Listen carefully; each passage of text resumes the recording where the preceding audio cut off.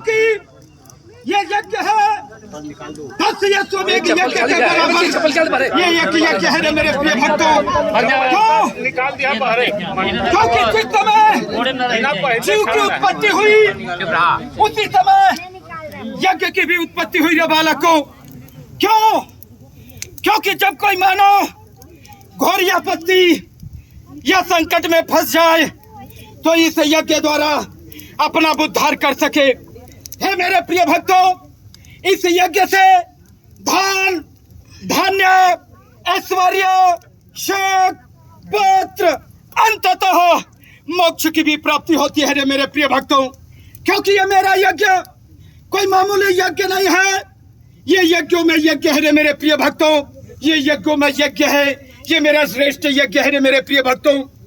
क्योंकि है मेरे प्रिय भक्तों, जो मेरा प्रिय भक्त मेरे इस यज्ञ को श्रद्धा पूर्वक करता है और जो मेरा प्रिय भक्त इसको देखते हैं और मनन चिंतन रमण करते हैं, सो मेरे प्रिय भक्तों देखने मात्र से भी तेरे पापों का यज्ञ में समन होता है। ऐसा ही मेरे यज्ञ का प्रभाव है, ऐसा ही मेरे यज्ञ का प्रभाव है कि मेरे यज्ञ को देखने मात्र से तेरे पापों का समन इस यज्ञ में होता है रे मेरे प्रिय भक्तों। ऐसा ही मेरे यज्ञ का प्रभाव है।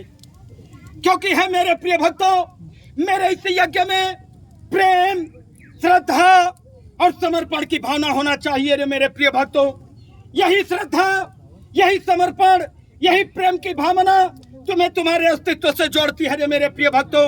और यज्ञ का पुण्य प्राप्त होता है तुम्हें, और यज्ञ का सौभाग्य प्राप्त होता है।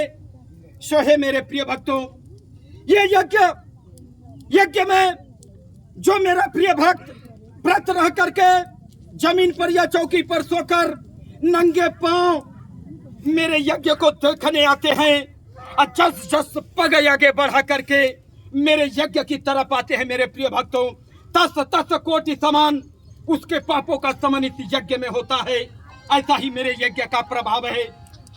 क्योंकि मेरे इस यज्ञ में प्रेम, श्रद्धा और समर्पण की भावना होना चाहिए रे मेरे प्रिय भक्तों। यदि समर्पण की भावना से इस यज्ञ में जो तुम कामना करोगे हे मेरे प्रिय भक्तों सो प्राप्त करोगे। लेकिन वो भाव होना चाहिए, वो प्रेम होना चाहिए, वो समर्पण होना चाहिए रे मेरे प्रिय भक्तों। हे मेरे प्रिय बालकों, मेरे इस यज्ञ में ईर्ष्या, अहंकार, द्वेष की भावना नहीं होना चाहिए रे मेरे प्रिय भक्तों। क्योंकि यही ईर्ष्या, यही अहंकार, यही द्वेष की भावना तुम्हें पतन के मार्ग पर ले जाती है और पतन के मार्ग पर ले जाकर के नरक के गर्त में ढकेल देती है। और ये दुख के दलदल में ढकेल देती है। और ये दुख तुम्हारा पीछा करती है, और ये दुख तुम्हारा तब तक पीछा करती है मेरे प्रिय भक्तों जब तक तुम्हारा नया कर्म रूपी फल न बने, जब तक तुम्हारा पाप कर्म जब तक नष्ट न हो, तब तक ये दुख तुम्हारा पीछा करता रहता है मेरे प्रिय भक्तों। और इस दुख के दलदल में बस करके तुम दर दर भटकते रह जाते हो मेरे प्रिय भक्तों। और ये दुख तुम्हारा पीछा नहीं छोड़ता, क्योंकि यही अहंकार, यही ईर्ष्या, यही हम की भावना, एक दूसरे के प्रति ईर्ष्या हीन भावना, यही तुम्हें पतन के मार्ग पर ले जाती है मेरे प्रिय भक्तों। यही तुम्हें पतन के मार्ग पर ले जाती है। क्योंकि तुम मानव हो, कोई मामूली मानव नहीं हो, मानवों में श्रेष्ठ हो मेरे प्रिय भक्तों। तुम मुझे अति प्रिय हो। तो है मेरे प्रिय भक्तों, अपने आप को तुम कम मत आंकना कि मैं कम हूं। तुम महान हो, लेकिन तुम अपने महानतम को जागृत नहीं कर पा रहे हो मेरे प्रिय भक्तों।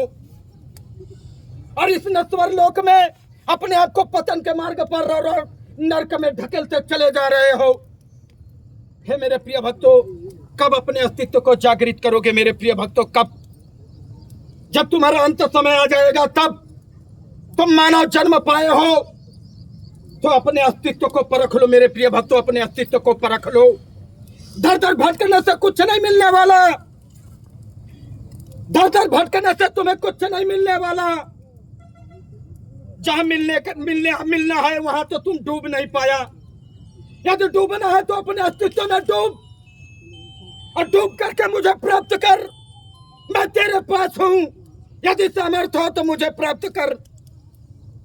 मैं तुझसे प्रेम करता हूं मेरे प्रिय भक्तों, मैं तुझसे प्रेम करता हूं।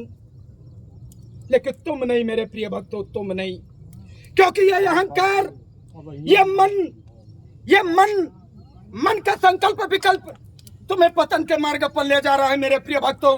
क्योंकि ये मन माया से निर्मित ये सांसारिक सुखों के लिए लालायित रहती है, और ये मन तुम्हें पतन के मार्ग पर ले जा करके पाप के दलदल में धकेल दे रही है मेरे प्रिय भक्तों, रो रो नरक में।